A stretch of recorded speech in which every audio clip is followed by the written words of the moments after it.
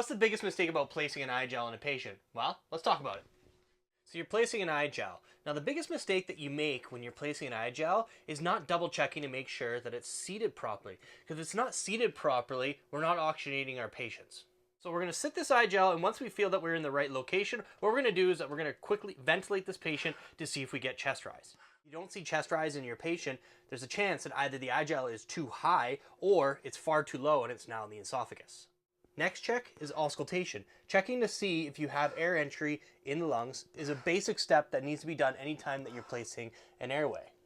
Make sure you're checking over the stomach as well to see if you have any air that's entering the stomach. If you do hear air entering the stomach and not in the lungs, then we have a problem and we need to fix it.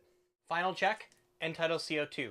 This should be done with any patient that you're putting an advanced airway in. So place your ETCTO over top your eye gel and give ventilation. You're looking for two things. First off, you're looking for a good number. You're looking between 35 and 45 millimeters of mercury. The second thing that you're looking for is making sure that you have a good waveform. If you don't have a good waveform, there's a good chance that this eye gel is not properly seated. So if that's the case and you have a poor waveform, you want to adjust and try and find the space that where it's going to properly seat. If you think it's too low, pull up a few centimeters. If you think it is too high or is too high in the airways, maybe move it down a few centimeters to find the proper seating and confirm with a good waveform.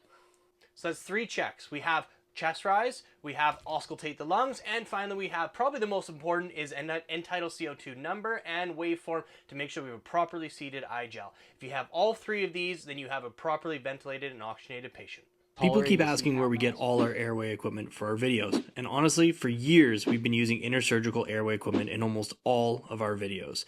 And they are now our gold level sponsor for FastCan Conference and are always excited to support us in improving EMS. You can check out all their latest tools from CPAP devices, modern BVMs to bougies at the link in our bio.